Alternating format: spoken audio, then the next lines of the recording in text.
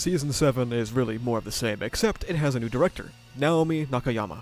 Someone who does a lot of storyboarding for openings, endings, and some episodes. I'll be real, even with my distaste for the MHA anime, Season 7 has a notable increase in direction quality, at least in my opinion. Even though it still repeats the same old uninteresting shots every now and again, during priority scenes it feels like it goes above and beyond. It's strange, Season 7 has some absolutely killer openings and endings, some of the best of the series, and the direction takes a notable step up, and half the season diverts from its standard, boring midday lighting we critique in Season 6, and we're doing all this for some of the worst content the story has to offer. It's definitely in a strange spot for me.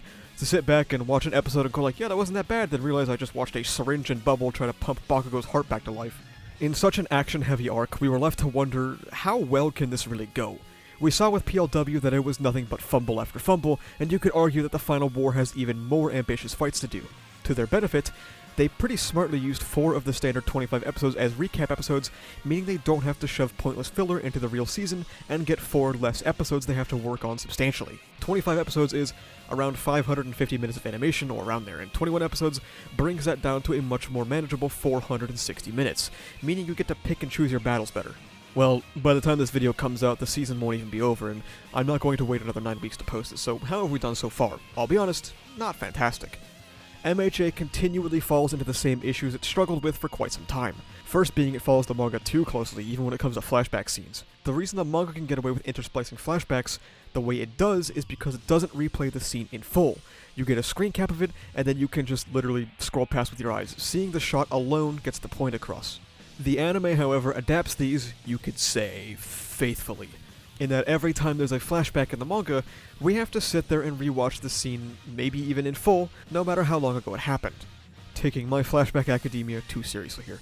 This has been a long-standing issue, and it isn't really unique to the season, but in what reads as such a fast-paced, chaotic nationwide battle, these flashbacks cutting in completely and utterly cuts down on any of the hype and excitement of the scene. What also does not help its pacing is how it structures its fights. I already mentioned this in Season 6, how it all builds up to a soy-jacking recreation of a manga panel. Well, not much has fundamentally changed there. Time and time again, you see some great direction, shot composition, lighting, and a bunch of other terms I don't know the definition of, all of it to build up to the most awkward still frame of all time. These, coupled with the prior flashbacks, make scenes and fights feel so disjointed, slow, and awkward.